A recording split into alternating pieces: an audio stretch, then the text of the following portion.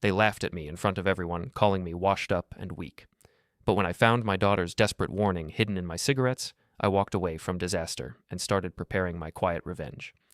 My name is Arthur Glynn, and at 63, I thought I'd earned some respect.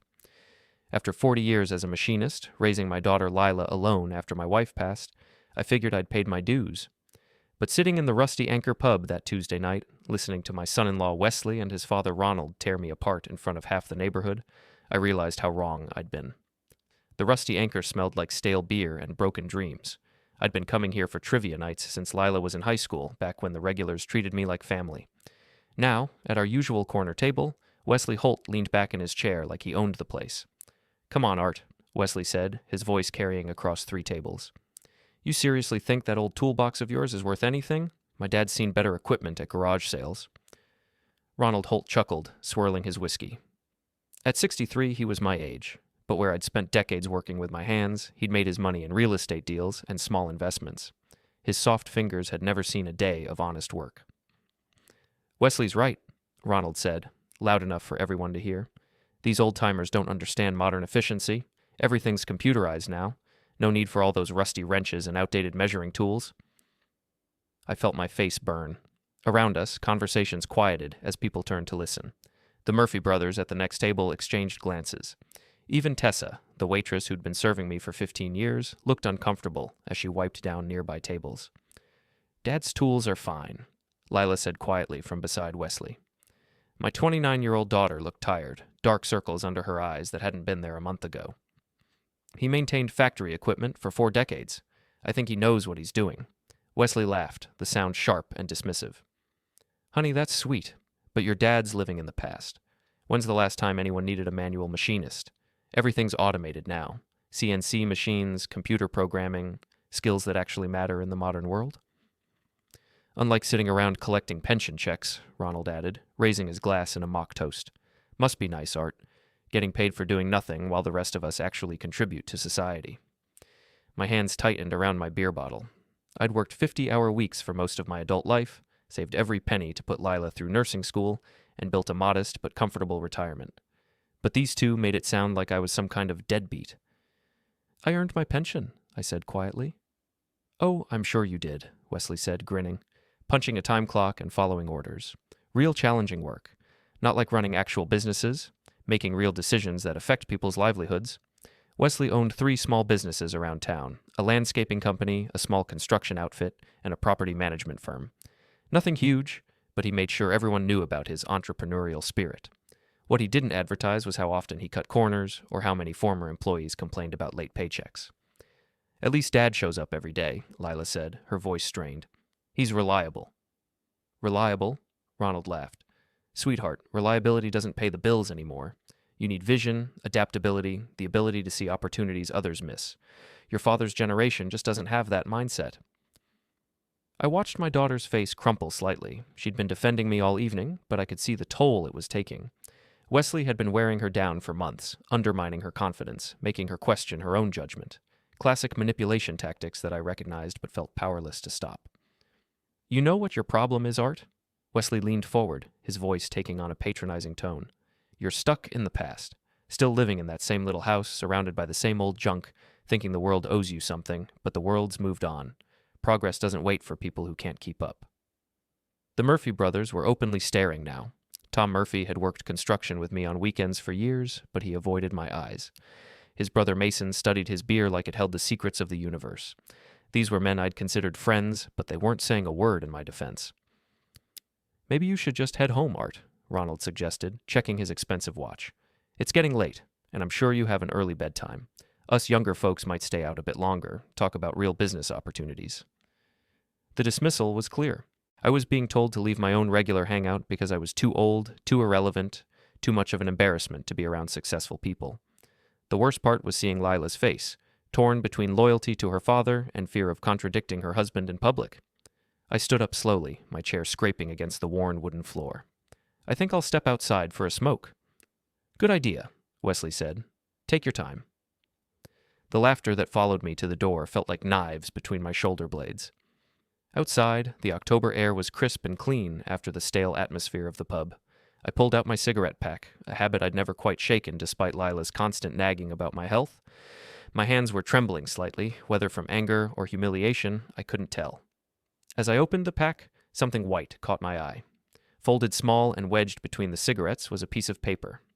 I pulled it out, confused. The handwriting was unmistakably Lila's, though shakier than usual. Immediately leave and don't come back. You'll understand later. Trust me. L. I read it 3 times, my heart hammering. When had she put this here? How had she managed it without Wesley noticing? And what the hell was going on that required such secrecy? I looked back through the pub's windows. Wesley and Ronald were deep in conversation, their heads close together. Lila sat beside them, staring at her hands. Whatever was happening, my daughter was scared enough to risk slipping me a warning. I pocketed the note, lit a cigarette with unsteady hands, and walked to my truck. As I drove home through the quiet streets, questions tumbled through my mind. Why did Lila want me gone? What was she protecting me from? And why did she look so frightened? My small bungalow sat dark and welcoming at the end of Maple Street. I'd lived here for 35 years, raised Lila in these rooms after her mother passed away. Every board, every nail, every carefully maintained detail represented decades of my life. It was modest but mine, paid for with honest work and careful saving. As I walked up the front path, something felt wrong. The mailbox was slightly ajar, though I distinctly remembered closing it that morning. The porch light seemed dimmer than usual, though the bulb was new. Small things, but after 40 years of precision work, I noticed when things weren't quite right. Inside, I flipped on the lights and froze. Everything looked normal, but there was a business card on my Kit Torrin counter that hadn't been there when I left. Holt Property Management in embossed letters with Wesley's name and phone number. Below it, someone had written in pen, "For consultation services." I hadn't left this here. I'd never requested any consultation from Wesley's company. Someone had been in my house. A soft knock at the back door made me jump. Through the window, I saw Mrs. Kepler from next door, her small frame bundled in a thick sweater. "Arthur," she called softly. "I saw your lights come on. Can we talk?"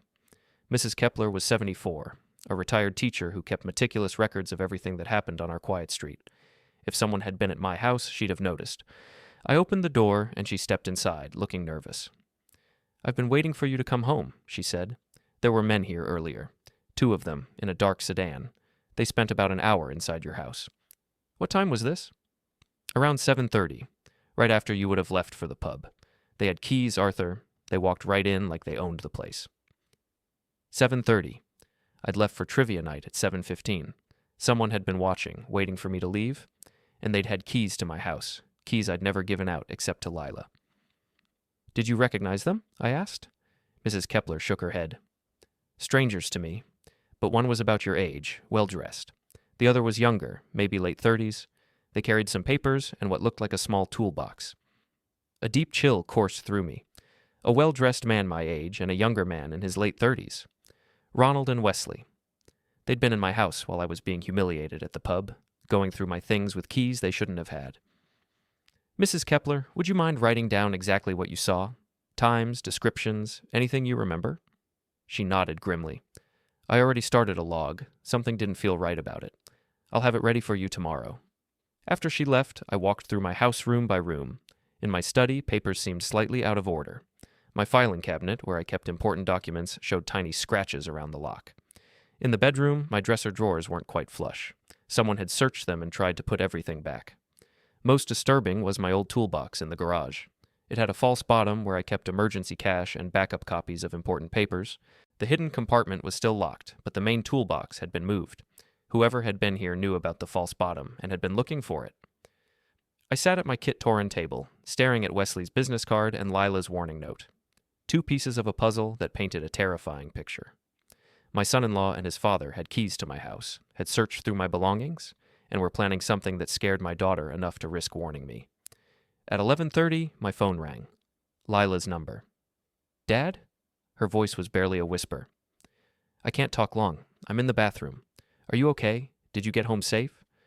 "I'm fine, honey. What's going on?" "I can't explain right now. Just, please be careful. Don't trust anyone. And if Wesley or his father want to talk to you about anything at all, don't sign anything. Promise me." "Lila, you're scaring me. What are they planning?" "I have to go. Wesley's calling for me. Just promise me, Dad. Don't sign anything." The line went silent. I sat in my quiet house, pieces of the puzzle slowly clicking together. Wesley and Ronald had been in my home, searching for something. They'd made a point of humiliating me publicly, establishing a narrative that I was old, confused, maybe not entirely competent, and now Lila was warning me not to sign anything. I'd seen enough legal dramas to know where this was heading. Somehow they were planning to take advantage of me, financially, legally, or both. The public humiliation was just the opening move, designed to make me look weak and unreliable to potential witnesses. But they'd made one crucial mistake. They'd underestimated the methodical, careful nature that had made me a good machinist for 4 decades. I might be old, but I wasn't stupid. And now I was forewarned. I pulled out a notebook and began writing down everything I could remember. Times, conversations, observations. If Wesley and Ronald wanted to play games with an old man, they were about to discover that this old man had learned a few things about patience and precision over the years. The war was just beginning, but I intended to be ready. The next morning, I woke with the grim determination of a man who'd finally seen the battlefield clearly. Over coffee, I reviewed my notes from the night before, adding details I'd remembered in the clear light of dawn. Mrs. Kepler's promised log would be crucial, but I needed more than one witness if things got ugly. At 9 sharp, she knocked on my front door with a manila folder. "I couldn't sleep," she said, settling at my kit Torin table. So I wrote down everything I could remember, plus I checked my regular notes. Mrs. Kepler kept a daily log of neighborhood activities, deliveries, visitors, unusual cars.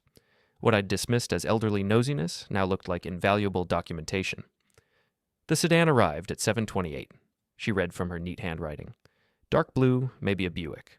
License plate started with HRM. I remember because those are my late husband's initials. 2 men got out. The older one wore a gray suit. The younger one had on khakis and a polo shirt. She'd even sketched the car and noted which windows in my house showed lights during their visit. 45 minutes they'd been inside, long enough for a thorough search. "Mrs. Kepler, would you be willing to sign this and have it notarized?" "Of course. Arthur, what's going on? In 30 years of living next door, you've never had any trouble." I explained about the humiliation at the pub, the business card left in my kit Torin, and Lila's cryptic warnings. Mrs. Kepler listened with the sharp attention of a woman who'd spent decades managing unruly teenagers. "They're setting you up for something," she said when I finished. "The question is what?" After she left, I drove to my doctor's office. Dr. Megha Saini had been my physician for 15 years, ever since she'd taken over old Doc Morrison's practice. She was sharp, thorough, and had known me long enough to recognize any changes in my mental state. "Arthur," she said, looking up from my file as I entered her office, "you're not due for a checkup for another 3 months. Everything okay?" "I need a favor, Doc. I need you to document my mental capacity." Her eyebrows rose. "Are you having memory issues? Confusion?" "No, but I think someone's going to claim I am." I explained the situation without mentioning names. Dr. Saini listened with growing concern. "You're talking about elder abuse," she said bluntly. "Financial exploitation, specifically. It's more common than people think." She ran me through a series of cognitive tests. Memory, reasoning, basic math, problem solving. I aced them all. "Arthur, your mental capacity is excellent. Your recall is better than patients half your age. I'll document everything, but you need legal help. I know an attorney who specializes in elder law, Felix DeWitt. He's helped other patients in similar situations." She wrote down the number and handed it to me. "Don't wait. If someone's planning to claim you're incompetent, time matters." Back home, I called Felix DeWitt's office and scheduled an appointment for the next day. Then I did something I'd never done before. I went through my own house like a detective, looking for anything out of place. In my study, I found subtle signs of the previous night's search. File folders weren't quite in alphabetical order. A stack of bank statements had been rifled through. The edges weren't aligned the way I always left them. Most telling, my spare key holder in the kit Torin drawer was empty. I kept 2 spare keys there, and now both were gone. But the searchers had missed something. In my garage workshop, behind my main toolbox, was an old coffee can where I kept spare hardware. Inside, wrapped in an oily rag, was a 3rd spare key they hadn't found. More importantly, they'd overlooked a small digital camera I used to document repair projects. It was motion activated and had been running all night. My hands shook as I reviewed the footage on my computer. At 7:31 p.m., clear as day, Wesley and Ronald entered my garage through the side door. They spent 20 minutes going through my toolbox, filing cabinets, and workbench. Ronald held what looked like official papers while Wesley searched. At one point, Wesley held up a document and said something to his father. The camera didn't record audio, but their body language was triumphant. Whatever they were planning, they thought they'd found what they needed. I saved the video file to 3 different locations and burned it onto a DVD. Evidence was only good if it survived to be presented. That afternoon, I visited the rusty anchor during the quiet lunch hour. Tessa was working the day shift, wiping down tables in the empty dining room. "Art," she said, genuinely pleased to see me. I felt terrible about last night. Wesley and his father were way out of line. "Thanks, Tessa. Can I ask you something? Do you remember anyone asking about me recently? Questions about my habits? When I come in? That sort of thing?" She frowned, thinking. "Actually, yes. About 2 weeks ago, Wesley was asking Tom Murphy about your routine, when you usually show up for trivia, whether you ever seem confused or forgetful. Tom said you were sharp as ever, but Wesley kept pushing, asking if you ever seemed not quite yourself. What did Tom say?" "He told Wesley he was crazy, said you were more reliable than men half your age." Tessa paused, studying my face. "Art, is something wrong? Wesley's been asking other people too. Mrs. Patterson from the grocery store, Bill from the hardware store. Always the same questions about whether you seem confused or forgetful." A chill crept through me. Wesley had been building a case, collecting statements about my supposed mental decline. But apparently, his witnesses weren't cooperating the way he'd hoped. "Tessa, would you mind writing down those conversations? Dates? What was said? Who was there?" "Of course. Art, are you in some kind of trouble?" "I might be, but I'm working on it." That evening, I sat in my Kit-Torin with a growing pile of evidence. Mrs. Kepler's witness statement, Dr. Saney's cognitive assessment, the video footage, and now Tessa's account of Wesley's fishing expedition for witnesses to my supposed incompetence. The pattern was becoming clear. Wesley and Ronald were planning some kind of legal action that required proving I was mentally unfit. The public humiliation at the pub had been theater, designed to establish their narrative. The search of my house suggested they were looking for financial documents or legal papers. But what were they really after? My house was worth maybe $150,000. My savings were comfortable, but not huge. What could they gain that was worth this elaborate scheme? I was still pondering this when my phone rang. Lila again, calling from what sounded like a bathroom, her voice echoing off tile walls. "Dad, I can only talk for a minute. Are you safe?" "I'm fine. Lila, what are they planning?" "I can't say much. Wesley thinks I'm taking a bath. But Dad, they have papers, legal documents, something about power of attorney and guardianship." The words hit me like a physical blow. Guardianship. They weren't just after my money, they wanted complete control. If they could convince a court I was mentally incompetent, they could take over all my financial and legal decisions. My house, my savings, my entire life would be at their mercy. "Honey, how long have they been planning this?" "Months. Ronald's been researching the legal requirements.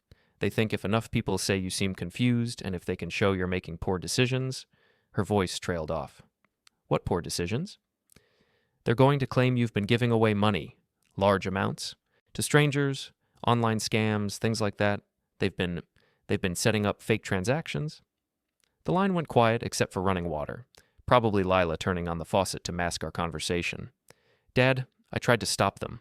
I told Wesley it was wrong, but he said we're protecting you from yourself. He made it sound like we were helping you." "Do you believe that?" "No." The word was barely a whisper. "I know you, Dad. You're the most careful person with money I've ever met, but Wesley's convinced everyone that you're getting senile, that you need help managing your affairs." "Everyone?" "His father, his lawyer, even some of the guys from the pub. He's been working on this for months, Dad, building a case." I felt sick. While I'd been living my quiet retirement, Wesley had been systematically destroying my reputation, creating a fictional narrative of mental decline and financial irresponsibility. "Lila, why are you warning me? Why not just go along with it?" Silence stretched so long I thought she'd hung up. Finally, "Because I love you, because this is wrong, and because..." Another pause. "Because I heard them talking about what happens after they get guardianship. They're not planning to take care of you, Dad. They're planning to put you in a facility and sell everything you own." The call abruptly cut off. I sat in my Kit-Torin, staring at the business card Wesley had left. "For consultation services." Now I understood. They weren't just stealing from me. They were stealing my entire life. But they'd made one critical error. They'd assumed I was the same trusting, naive man who'd let Wesley marry my daughter without asking hard questions about his character. They thought I'd roll over and accept their narrative because I was old and alone. They were about to learn that 40 years of precision work had taught me something valuable. Measure twice, cut once, and I was just getting started measuring. Felix DeWitt's law office occupied the second floor of a converted Victorian house downtown, all dark wood and legal books. The man himself was younger than I'd expected, maybe 52, with graying hair and the sharp eyes of someone who'd seen every trick in the book. Dr. Saini filled me in on the basics, he said, gesturing for me to sit in a leather chair across from his desk. Elder financial abuse, possible guardianship fraud. Tell me everything. I laid out the whole story, from the pub humiliation to Lila's warnings about fake transactions. Felix took notes in a neat, precise hand, occasionally asking for clarification. They're following a classic pattern, he said when I finished. Isolate the victim, establish incompetency, gain legal control. The fact that your son-in-law has been questioning people about your mental state for months shows premeditation. He leaned back in his chair, studying his notes. The good news is you're ahead of them. Most victims don't realize what's happening until it's too late. The bad news is they've had months to build their case while you've had days to build yours. What do I need to prove? Mental competency, financial responsibility, and that their claims are fabricated. Dr. Saini's assessment helps with competency. Do you have bank records showing responsible financial management? I nodded. 40 years of careful saving. No unusual withdrawals, no questionable transactions. Good. We'll need to document everything, but first we need to secure your assets. If they file for emergency guardianship, claiming you're in immediate danger of financial exploitation, a judge could freeze your accounts pending investigation. The thought of being locked out of my own bank accounts made my stomach turn. How do we prevent that? We file first. A preemptive declaration of competency supported by medical evidence and character witnesses. We beat them to the courthouse. Felix explained the process while I tried to absorb the legal complexities. Emergency motions, competency hearings, burden of proof. It was like learning a foreign language under pressure. There's something else, I said, remembering the video footage. I have them on camera searching my house. Felix's eyebrows shot up. Show me. I pulled out my laptop and played the garage footage. Felix watched intently as Wesley and Ronald rifled through my belongings. This is gold, he said, breaking and entering, possibly burglary. Were they invited? No. They used stolen keys. Even better. This shows criminal intent, not concern for your welfare. He paused the video on a clear shot of both men's faces. Can you identify what papers Ronald was holding? Not from the video, but I think I know where to find out.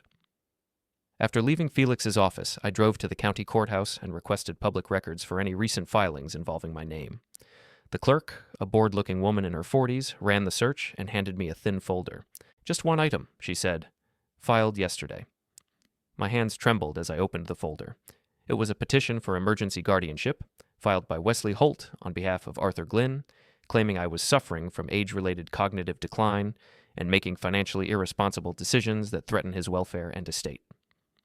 The petition listed specific examples: a supposed $10,000 wire transfer to a Nigerian email scam, multiple large cash withdrawals for unclear purposes, and increasing confusion about basic financial concepts. It was signed by Wesley and notarized by someone named Patricia Vance. Every single claim was a lie. I photocopied the petition and drove straight to my bank. The manager, Janet Morrison, had handled my accounts for over a decade. Arthur, she said, reviewing my records on her computer. I don't see any unusual activity. Certainly no $10,000 wire transfers. Your largest withdrawal in the past year was $800 cash for your property tax payment. Could someone have made transactions I'm not aware of? Not without your signature and ID. All our large transactions require in-person verification. She frowned at her screen.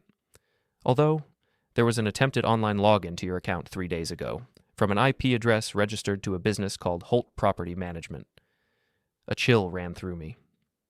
What kind of attempt? Someone tried to access your account using your social security number and an incorrect password. Our security system flagged it and sent an alert to your phone. I remembered the text I'd received that night, the one about a suspicious login attempt. I'd assumed it was spam. Janet, I need documentation of that attempted access, and I want to put additional security on all my accounts. She printed out the security logs and helped me set up two-factor authentication on everything. The attempted login had occurred at 8:17 p.m., right around the time Wesley and Ronald were searching my house.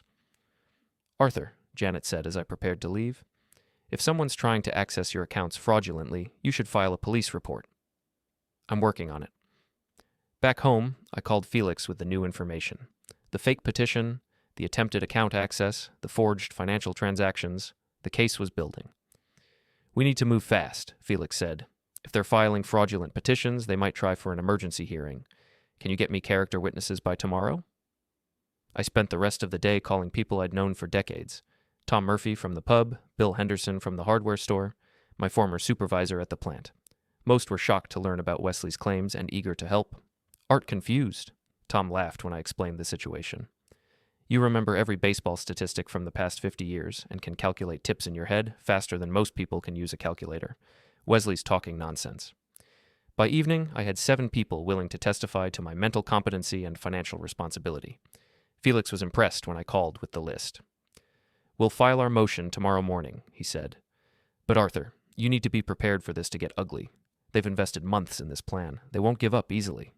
That night, I sat in my Kit-Torrent reviewing the evidence pile. Video footage of the break-in, medical documentation of my competency, bank records showing responsible financial management, witness statements from people who'd known me for decades. On the other side, Wesley had a petition full of lies and whatever witnesses he'd managed to convince with his months of character assassination. It should have been an easy case, but I'd learned enough about the legal system to know that truth didn't always win, especially when one side had a head start and professional legal help. My phone buzzed with a text from an unknown number. "Stop digging or you'll regret it." I stared at the message, feeling a chill that had nothing to do with the October weather. Wesley was escalating. The question was how far he was willing to go to steal my life. I forwarded the text to Felix and double-checked all my door locks. Tomorrow, we'd file our motion and begin the real fight. But tonight, I was just an old man alone in his house, wondering how his own family had become his worst enemy. Outside, a car drove slowly past my house, its headlights sweeping across my living room windows. It might have been nothing. Neighbors coming home late, someone lost in an unfamiliar neighborhood. But after everything that had happened, I couldn't shake the feeling that I was being watched. I turned off the lights and peered through the curtains. The street was empty, but the feeling of being hunted remained. Wesley and Ronald had shown they were willing to break into my house and file false legal documents. A threatening text message wasn't much of an escalation. I thought about Lila, trapped between loyalty to her father and fear of her husband. How long had she known about their plan? How much had she tried to stop it before resorting to secret warnings? Tomorrow would bring new challenges, but tonight I allowed myself a moment of satisfaction. They'd expected to blindside a confused old man with no resources to fight back. Instead, they were about to face a methodical, well-prepared adversary with documentation, witnesses, and legal representation. The hunters were about to become the hunted. Felix filed our motion at 8 a.m. sharp, beating the courthouse opening by calling in a favor with a clerk who owed him one. By 10, we had a hearing scheduled for the following Monday. 5 days to prepare for what would essentially be a trial of my mental competency. "The judge is Sandra Martinez," Felix explained as we walked back to his car. "Fair, thorough, doesn't suffer fools gladly. She'll want to see clear evidence, not emotional arguments." We spent the morning organizing our case. Medical records, financial statements, witness affidavits, the security footage from my garage. Felix was particularly interested in the attempted bank access. "This shows criminal intent," he said, reviewing Janet Morrison's documentation. "They weren't trying to protect your assets. They were trying to steal them." At noon, my phone rang. Wesley. "Art, we need to talk. There's been a misunderstanding." "What kind of misunderstanding?" "Legal papers, family business. Nothing that can't be worked out over lunch. How about the anchor in an hour?" I looked at Felix, who nodded grimly. We'd expected this, a last-minute attempt to make the problem go away before it reached court. "I'll be there." The rusty anchor was nearly empty during the lunch hour, just a few regulars nursing beers and watching sports on the mounted TVs. Wesley sat at our usual corner table, but he wasn't alone. Ronald was with him, along with a woman I didn't recognize. Mid-40s, sharp business suit, briefcase at her feet. "Art!" Wesley stood as I approached, all false warmth and concern. "Thanks for coming. This is Patricia Vance, our attorney. We thought it would be good to clear the air." Patricia Vance, the notary who'd signed Wesley's fraudulent petition. She looked exactly like what I'd expected. Professional, cold, the kind of lawyer who'd notarize anything for the right fee. "Mr. Glynn," she said, not offering to shake hands. "I understand there's been some confusion about the guardianship petition." "No confusion," I said, sitting down across from them. "It's full of lies." Wesley's mask slipped for just a moment, revealing the contempt underneath. "Dad, You're not thinking clearly. We're trying to help you. By claiming I sent $10,000 to Nigerian scammers? You've been making questionable financial decisions, Ronald interjected smoothly. Large cash withdrawals, unusual purchases. We're concerned about your judgment. I pulled out the bank statements Janet had printed for me. $800 for property taxes. That's my largest withdrawal in 12 months. Want to explain where you got your information? Patricia leaned forward. Mr. Glynn, the specific amounts aren't the issue. It's the pattern of behavior that concerns us. Increasing isolation, defensive responses to reasonable questions, resistance to family involvement in important decisions. What family involvement? Wesley humiliating me in public? We're trying to have a civilized conversation, Wesley said, his voice taking on that patronizing tone I'd grown to hate. But you're being paranoid and aggressive. This is exactly what we're talking about. I realized what was happening. This wasn't a negotiation. It was a setup. They were baiting me into an emotional response they could use as evidence of my instability, probably recording the conversation to play for the judge. What do you want? I asked calmly. Patricia opened her briefcase and pulled out a thick document. A simple solution. You voluntarily grant Wesley limited power of attorney to help manage your finances. Nothing dramatic, just assistance with bill paying, investment decisions, that sort of thing. In return, we withdraw the guardianship petition. I scanned the document without touching it. The language was dense legalese, but I caught key phrases. Irrevocable, full financial authority, real property transfers. This isn't limited power of attorney, I said. This gives Wesley complete control of everything I own. Temporary control? Ronald corrected. Until you're feeling more like yourself? And who decides when that happens? Silence. The answer was obvious. They would decide, which meant never. I need to think about it, I said, standing up. Wesley's facade cracked further. Dad, this is a limited time offer. If we have to go to court, things could get unpleasant. People might have to testify about your behavior, your mental state. Embarrassing details could become public record. The threat was clear. Sign over my life voluntarily, or they'd destroy my reputation in open court. I'll give you my answer Monday, I said. Art. Ronald's voice was silk over steel. You're making this harder than it needs to be. We're family. We want what's best for you. If that were true, you wouldn't have broken into my house. The words hung in the air like a bomb. Patricia's eyes sharpened, but Wesley just smiled. I don't know what you're talking about, Dad. Are you sure you're remembering things correctly? I'm sure. I walked out, feeling their eyes on my back. In the parking lot, I sat in my truck for a moment, hands shaking with suppressed rage. They'd tried to gaslight me, make me doubt my own perceptions and memories. Classic abuser tactics. But I had evidence. Video footage, witness statements, documentation of their lies. Monday couldn't come fast enough. That afternoon, I met with Tom Murphy and Bill Henderson to review their testimony. Both men were angry when they learned the full scope of Wesley's plan. That guy has been working on us for months, Tom said. Always casual questions about whether you seemed confused or forgetful. I should have seen what he was doing. He asked me about your tool purchases, Bill added. Whether you were buying things you didn't need, forgetting what you'd already bought. I told him you were the most careful customer I had, but he kept pushing. We spent an hour going over their statements, making sure they understood what questions to expect in court. Both men were solid witnesses, longtime friends with no financial interest in the outcome. That evening, Lila called again. Dad, Wesley's furious. He says you're being stubborn and irrational. What do you think? A long pause. I think you're protecting yourself. But Dad, he's not going to give up. He's already talking about bringing in more witnesses, people who'll say whatever he wants them to say. Paid witnesses? I don't know. Maybe. He's desperate, Dad. He's borrowed a lot of money for his businesses, used our house as collateral. If he can't get access to your assets... She didn't finish the sentence, but I understood. Wesley wasn't just greedy, he was desperate. A desperate man with everything to lose was far more dangerous than a simple opportunist. Lila, are you safe? I think so. He still needs me to look like the concerned daughter. But Dad, after Monday, whatever happens, I might not be able to help you anymore. I understand. You've done enough. More than enough. After she hung up, I sat in my quiet house thinking about the battle ahead.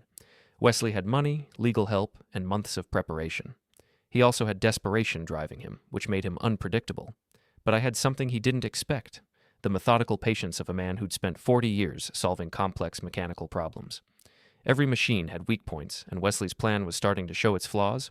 The fake financial transactions, the attempted bank access, the break-in captured on video, the lies in the legal petition. Each one was a crack in his case, and I intended to hammer those cracks until the whole structure collapsed. My phone buzzed with another text from the unknown number. Last chance to do this the easy way. I screenshotted the message and sent it to Felix. Tomorrow we'd finish preparing for court. Monday, we'd find out whether truth and evidence were enough to defeat months of lies and manipulation. Outside, that same car drove slowly past my house again. This time, I was ready. I stepped onto my porch and took a clear photo of the license plate with my phone. HRM 4471. Mrs. Kepler had been right about the first three letters, her late husband's initials. Now I had proof that someone was watching my house. The war was escalating, but I was ready for it. Monday morning arrived gray and cold, with the kind of drizzle that soaked through everything. I dressed in my best suit, the one I'd worn to Lila's wedding, and met Felix at the courthouse an hour before our hearing. "Remember," he said as we walked through the marble corridors, "stay calm, answer only what's asked, and let the evidence speak for itself. Judge Martinez doesn't like theatrics." The courtroom was smaller than I'd expected, more like a conference room with a judge's bench. Wesley sat at the plaintiff's table with Patricia Vance, both looking confident and professional. Ronald was in the gallery, along with two men I didn't recognize, probably the witnesses Lila had warned me about. Lila herself sat in the back corner, avoiding eye contact with everyone. She looked pale and exhausted, like someone who hadn't slept in days. Judge Martinez was a compact woman in her 50s with steel gray hair and sharp eyes. She reviewed the file while we settled into our seats, occasionally making notes in precise handwriting. "This is a hearing on a petition for emergency guardianship," she began, "filed by Wesley Holt concerning Arthur Glynn. Mr. Holt, you may present your case." Patricia Vance stood smoothly. "Your Honor, we're here because Mr. Glynn is suffering from age-related cognitive decline that's affecting his judgment and putting him at financial risk. The evidence shows a pattern of increasingly poor decisions and resistance to family assistance." She outlined their case methodically. "The supposed wire transfer to overseas scammers, large cash withdrawals for unclear purposes, increasing isolation and paranoid behavior, aggressive responses to reasonable family concerns. We have witnesses who can testify to Mr. Glynn's deteriorating mental state," she continued, "and documentation of questionable financial transactions. This isn't about taking away his independence, it's about protecting him from exploitation." Judge Martinez listened without expression, occasionally asking for clarification. When Patricia finished, she turned to Felix. "Mr. DeWitt, your response?" Felix stood calmly. "Your Honor, this petition is based entirely on fabricated evidence and false testimony. Mr. Glynn is mentally competent, financially responsible, and the victim of an attempted fraud by his own son-in-law." He began with Dr. Saini's cognitive assessment, walking through each test and result, then the bank records, showing 40 years of careful financial management with no unusual transactions. "The $10,000 wire transfer mentioned in the petition never happened," Felix said, handing bank statements to the judge. "Mr. Glynn's largest withdrawal in the past year was $800 for property taxes. Every transaction is documented and reasonable." Judge Martinez studied the bank records carefully. "Ms. Vance, can you provide documentation of these alleged suspicious transactions?" Patricia shuffled through her papers.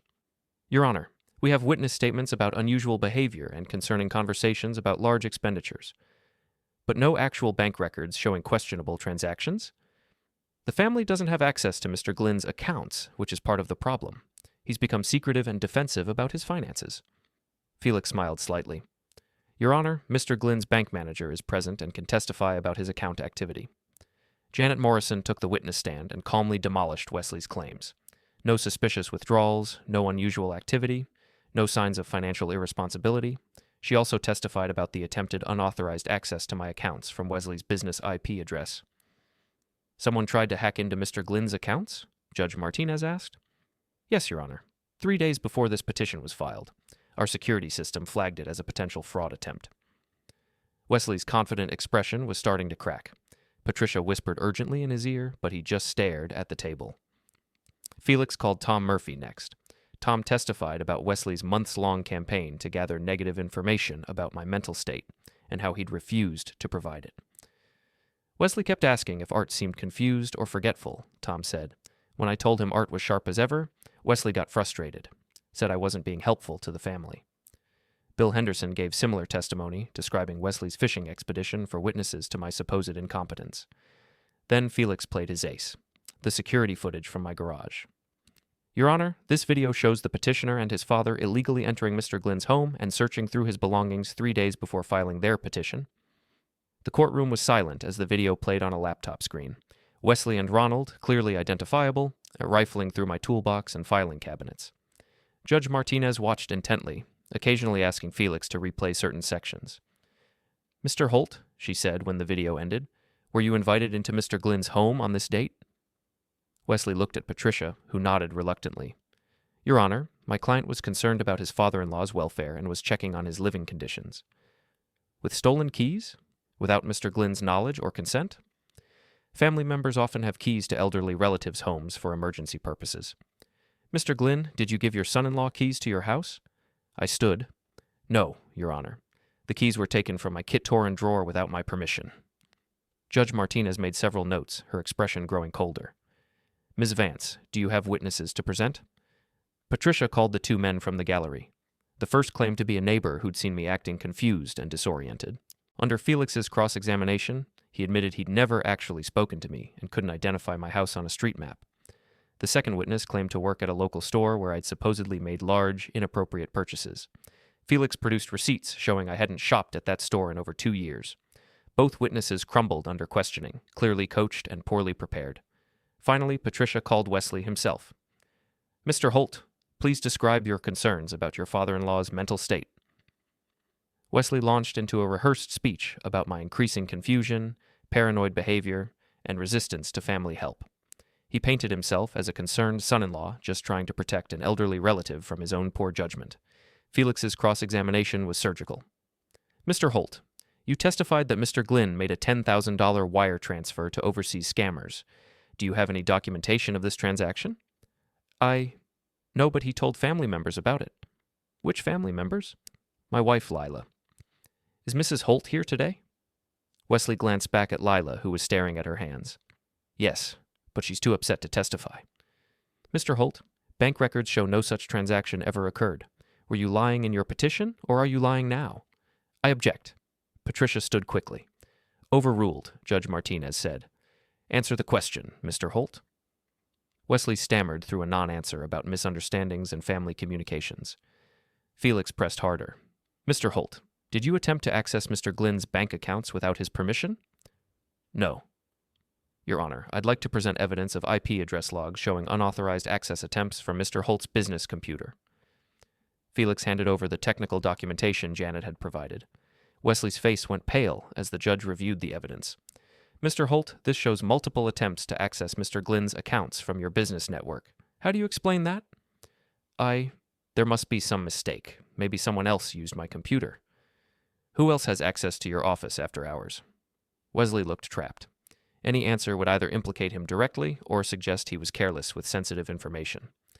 The hearing lasted 3 hours. When all the evidence was presented, Judge Martinez called a brief recess to review her notes.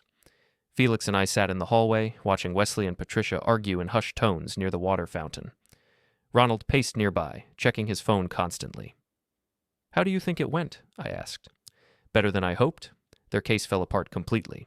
The fake witnesses, the fabricated transactions, the video evidence of breaking and entering, it's a disaster for them. When we reconvened, Judge Martinez's expression was stern. "I've reviewed all the evidence and testimony," she began. "This petition appears to be based on fabricated claims and false documentation. The alleged financial irresponsibility is contradicted by bank records. The supposed mental incompetence is contradicted by medical evaluation and witness testimony." She turned to Wesley, her voice cold. "Mr. Holt, I'm particularly troubled by evidence suggesting you illegally accessed Mr. Glynn's home and attempted to hack his financial accounts. These actions suggest the real threat to Mr. Glynn's assets comes from you, not from his own decisions." Wesley started to speak, but Patricia grabbed his arm. "The petition for guardianship is denied," Judge Martinez continued. "Furthermore, I'm referring this matter to the district attorney's office for investigation of possible elder abuse, fraud, and computer crimes." She looked directly at me. "Mr. Glynn, you may want to consider a restraining order against the petitioners.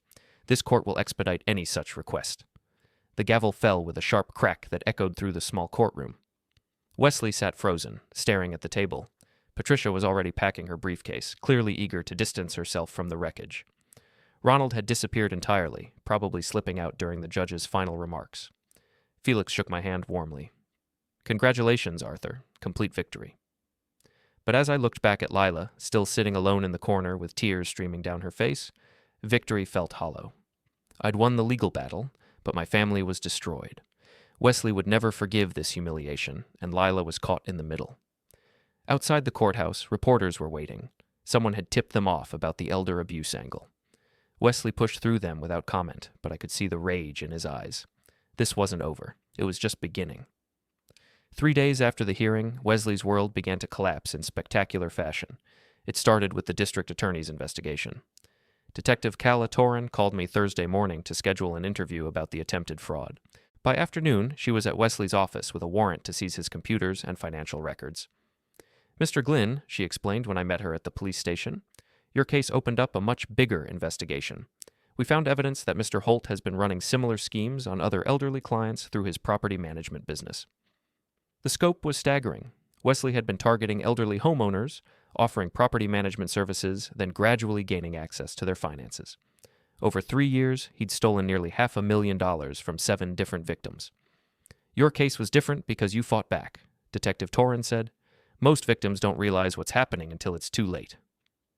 Felix filed for a restraining order that afternoon, barring Wesley and Ronald from coming within 500 feet of me or my property.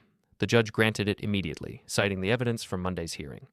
But the real earthquake came Friday morning. I was having coffee with Mrs. Kepler, reviewing her final witness statement for the DA's investigation, when Lila called.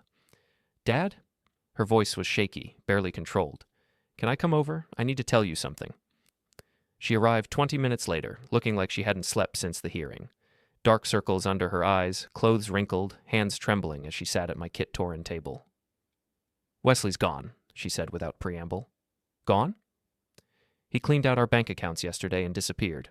Left me a note saying he was going to visit his brother in Arizona, but I called his brother. Wesley's not there. My heart sank. Lila, I'm sorry. Don't be. She looked up at me with red-rimmed eyes that held something I hadn't seen in months. Determination. Dad, I need to tell you everything, about the plan, about what they were really after, about why I finally couldn't go along with it. Over the next hour, she laid out the full scope of Wesley's scheme. It had started 18 months ago when his businesses began failing. Bad investments, unpaid loans, mounting debts he'd hidden from her. He'd borrowed against their house, maxed out credit cards, even taken money from client accounts. He was desperate, she said. Facing bankruptcy, possibly criminal charges for the client fund theft. That's when Ronald suggested targeting you. The plan had been elegant in its cruelty. Establish my mental incompetence, gain guardianship, sell my house, and liquidate my savings. The money would be used to pay Wesley's debts and fund his escape from his other crimes.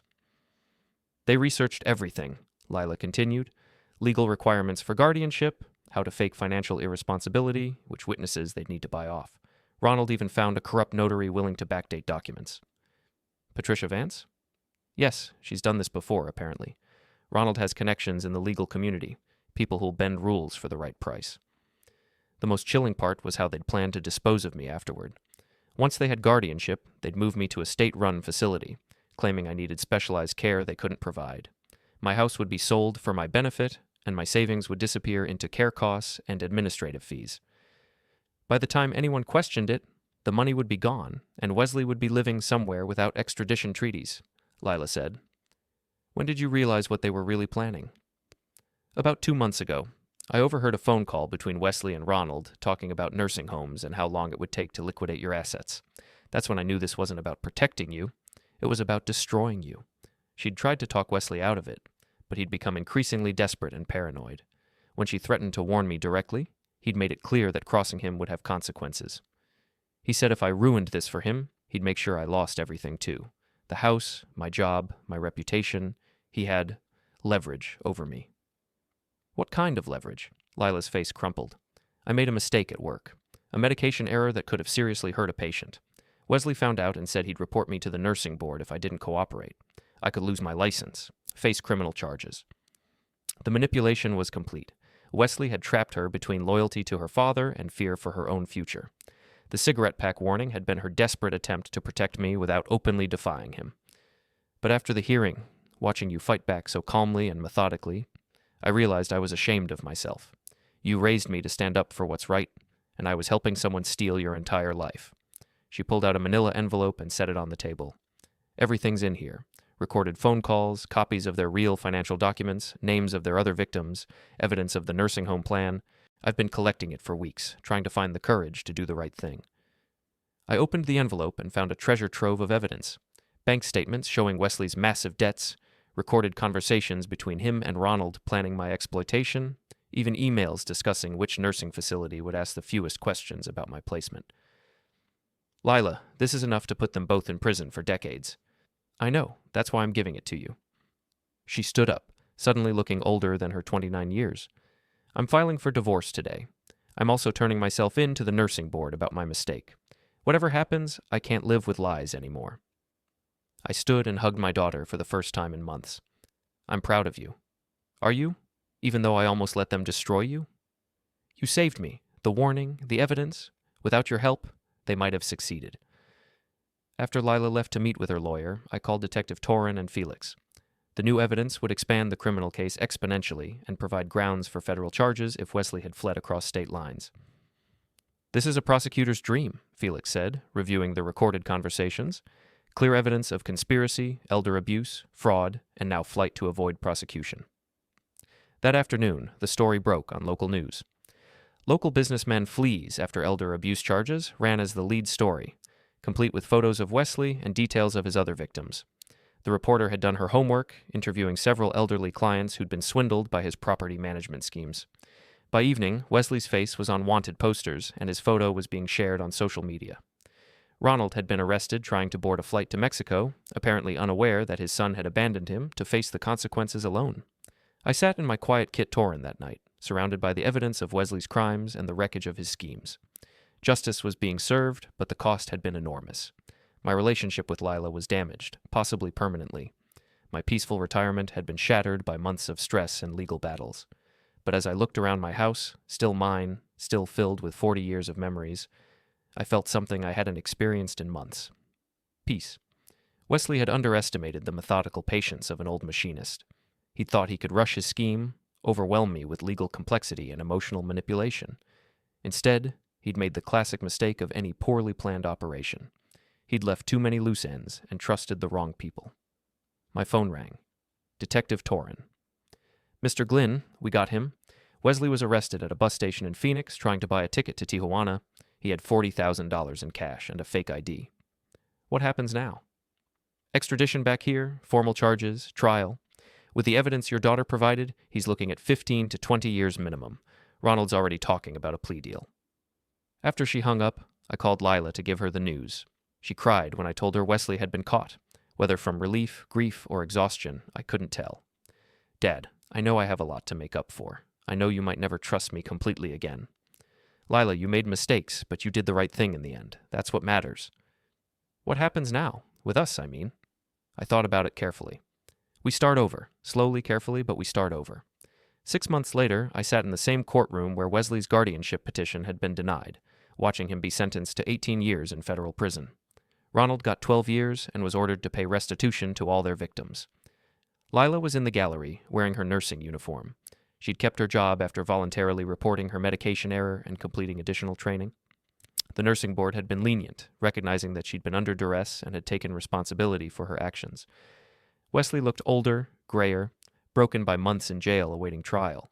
When the judge asked if he had anything to say before sentencing, he stood slowly. "Your Honor, I want to apologize to my father-in-law and to all the victims of my crimes. I let desperation drive me to hurt people who trusted me, including my own family. I have no excuse for what I did."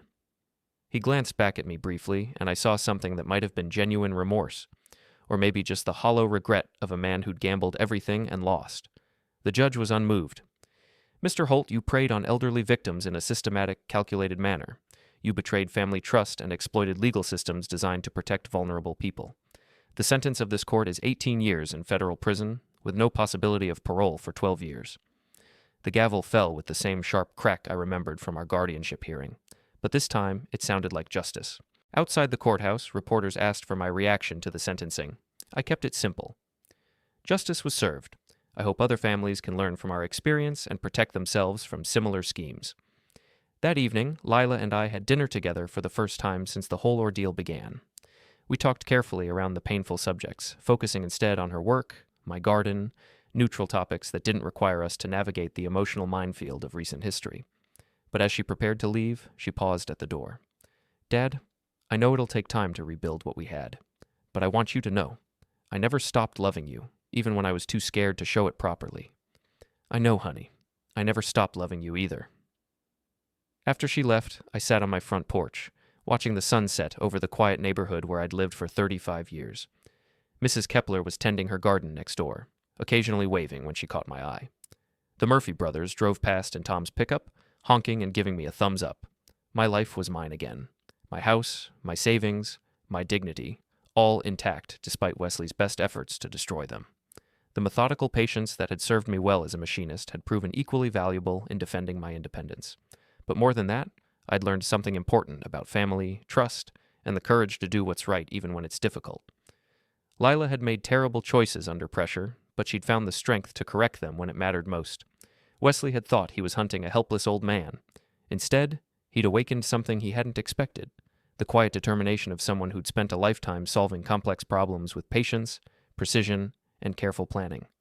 The hunters had indeed become the hunted, and justice, though sometimes slow, had proven as methodical and thorough as any machine I'd ever repaired.